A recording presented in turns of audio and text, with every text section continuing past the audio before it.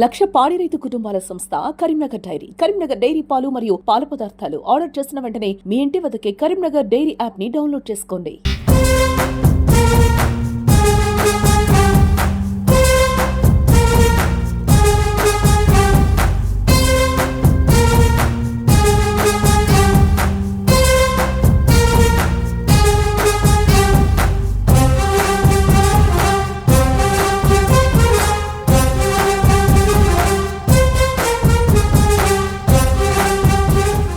Karimnagar corporation elections లో భాగంగా 2వ డివిజన్ నుండి బీజేపీ పార్టీ నుండి పోటీ చేస్తున్నటువంటి కొలగాని శ్రీనివాస్ గారు మనతో ఉన్నారు. ఒకసారి వారితో మాట్లాడదాం.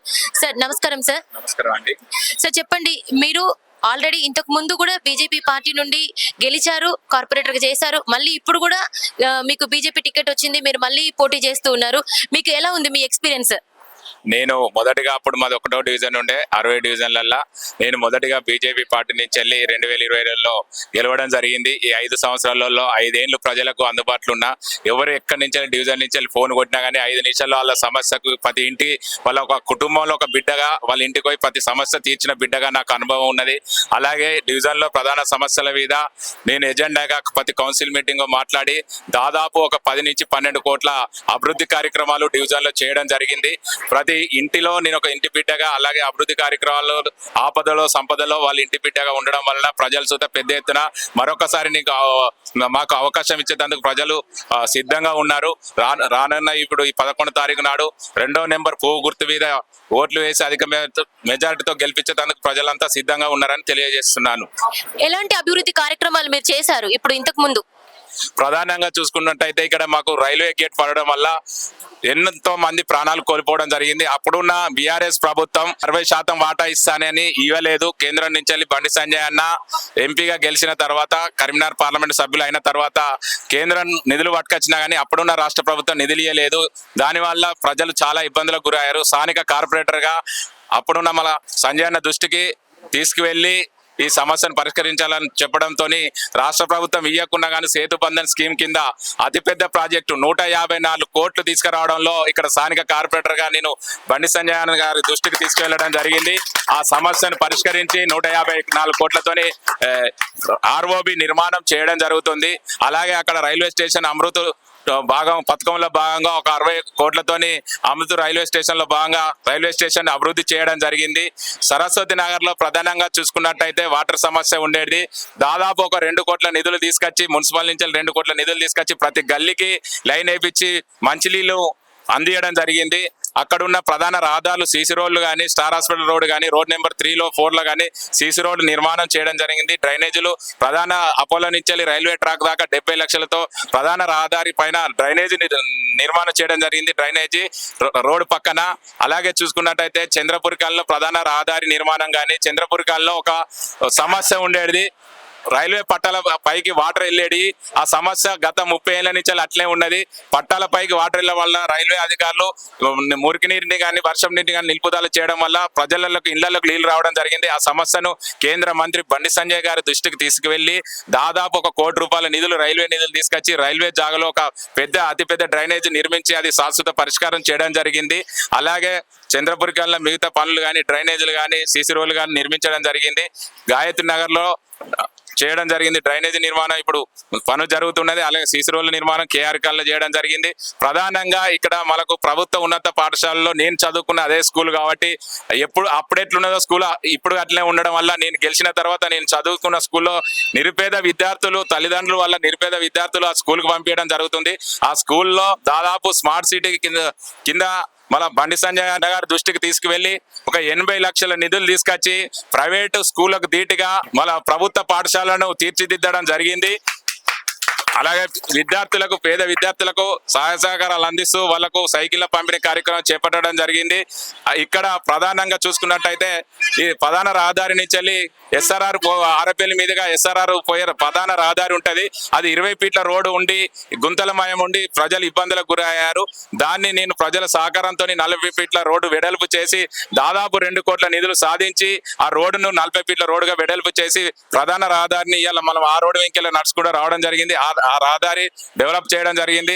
అలాగే ఒక ప్రాథమిక ఉప కేంద్రం తీసుకొచ్చి ఇక్కడ పాత గ్రామ పంచాయతీ ప్లేస్ లో ప్రాథమిక ఉప కేంద్రం తీసుకొచ్చి ప్రజలందరికీ ఉచిత ఆ వైద్యం అందించాలని ఇక్కడ హాస్పిటల్ నిర్మాణం చేయడం జరిగింది.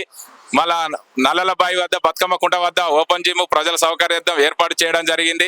ఇక్కడి నుంచి వెళ్ళి చూసుకున్నట్టయితే మనకు రాణిపురం తీలవటపల్లి నుంచి వెళ్ళి రాణిపురం వయ కొత్తపల్లి పోయే రోడ్డు దాదాపు ప్రధానమంత్రి గ్రామీణ సడక్ యోజన కింద కేంద్ర మంత్రి వాళ్ళు బండి సంజయ్ అన్న సహకారంతో 2,15,00,000 నిధులు తీసుకొచ్చి మనం ఇప్పుడు రానున్న రోజుల్లో కొత్తపల్లి రైల్వే స్టేషన్ జంక్షన్ అవుతుంది. ఇక్కడ కరీంనగర్ రైల్వే స్టేషన్ కానీ కొత్తపల్లి రైల్వే స్టేషన్ జంక్షన్ కానీ ఈ తార్ రోడ్డు వేపించడం ద్వారా ఇది రానున్న రోజుల్లో ప్రజలకు ఇబ్బంది లేకుండా అటు రోడ్డు నిర్మాణం చేయడం జరిగింది. అలాగే మనకు టెంపుల్స్ దేవాలయాల విషయాల్లో కానీ నేను ముందుండి ధర్మ కార్యంలో ముందుండి అభివృద్ధి కార్యక్రమాలు చేయడం జరిగింది. అలాగే ప్రజలకు ఏదన్నా కష్టం వచ్చినా కానీ వాళ్ళ కష్టంలో నేనున్నా అని ప్రతి గడపకు ఏ అర్ధరాత్రి ఫోన్ చేసినా స్పందించిన వ్యక్తిగా వాళ్ళకు ఒక ఇంటి బిడ్డగా నేను సేవ చేయడం జరిగింది. 5 సంవత్సరాలలో మరోసారి నాకు అవకాశం ఇస్తారని నాకు నా ప్రజలపై నాకు నమ్మకం ఉన్నది. ఆల్రెడీ ఇంత అభివృద్ధి పనులు చేశాను అని మీరు చెప్తున్నారు. మరి ఇంకా ఇప్పుడు వరకు ఇంకా తీరని సమస్యలు ఏమైనా ఉన్నాయి? ఇంకా అంటే ప్రజల నుండి మీకు ఎలాంటి సమస్యలు ఉన్నాయి అని చెప్పేసి మీరు ఇప్పుడు ప్రజల్లో తిరుగుతూ ఉన్నారు కదా మీరు ప్రచారం కోసం, అప్పుడు ప్రజలు వాళ్ళకి ఏం సమస్యలు ఉన్నాయని చెప్పి మీకు విన్నవించుకుంటున్నారు? చూసుకున్నట్టయితే ఇప్పుడు మనకు సరస్నగర్ దాకా మున్సిపల్ వాటర్ అందించడం జరిగింది. మిగతా చంద్రపురి కాలనీ కానీ పాత తీలవటపల్లి ఏరియా కానీ అంబేద్కర్ నగర్ కాలనీ ఇక్కడ మనకు ప్రధానంగా మున్సిపల్ వాటర్ ఇంకా రాలేదు. అంటే నేను సంజయ్ నగర్ తోని బండి సంజయ్ నగర్ తోని మాట్లాడి మనకు అమృత్ 2.0 కింద విలీన గ్రామాలకు 147 కోట్లు తీసుకురావడం జరిగింది. అందులో భాగంగా 15 లక్షల లీటర్లు ఒకటి 13 లక్షల లీటర్లు ఒక ట్యాంకు నిర్మాణం చేస్తున్నాము.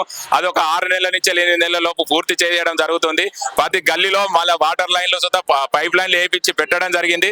ఒక 6 నెలల లోపల ఆ ట్యాంక్ నిర్మాణం అయిన వెంటనే మనకు మున్సిపల్ వాటర్ వచ్చే విధంగా సుధా నా పదవి అయిపోయినా కానీ ఈ సంవత్సరం నా పీరియడ్ లా ఆ అమృత్ 2.0 కింద మనకు వాటర్ సప్లై చేయాలని మంచినీరు అందియాలి, మున్సిపల్ వాటర్ అందియాలని నేను ఆ నిర్మాణం చేస్తున్నాను.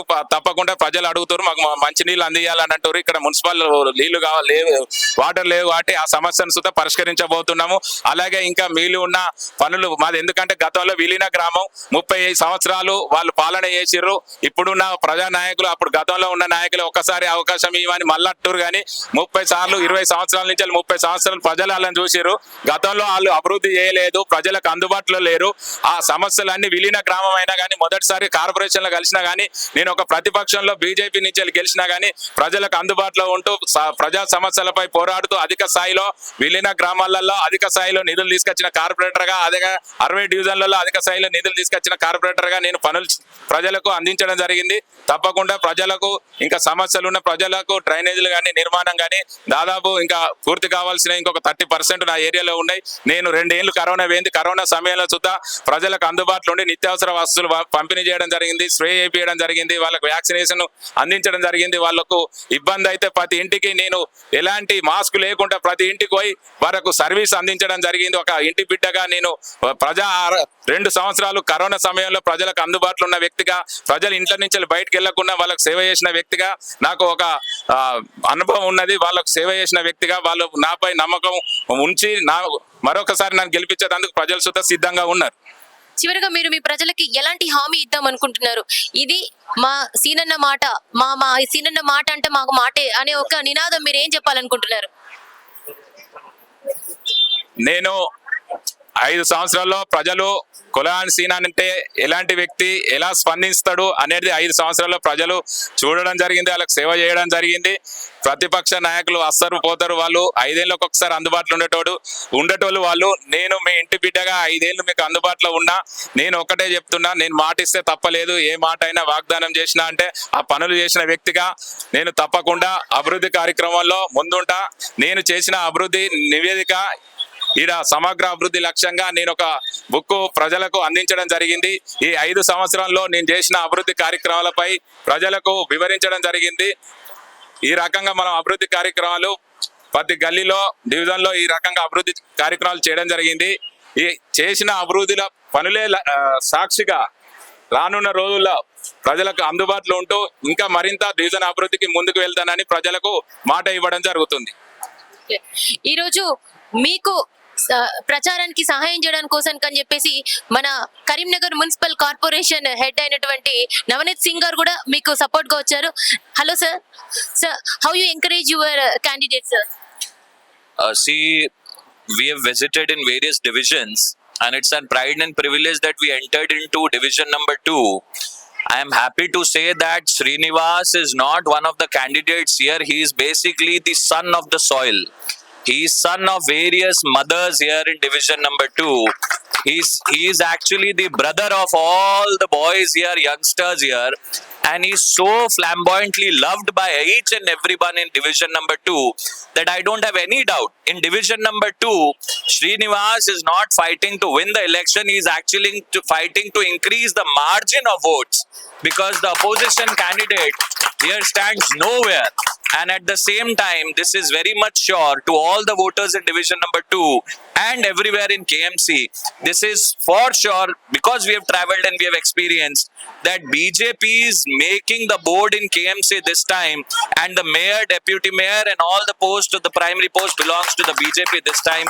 I bet on this, and Srinivas is winning the elections hands down, because he has done so much work here. So much work, all the roads, development work, and everybody is happy from his work in the past 5 years and is happy to show all their support to Srinivas, and I wish him all the luck and to the people of division number 2.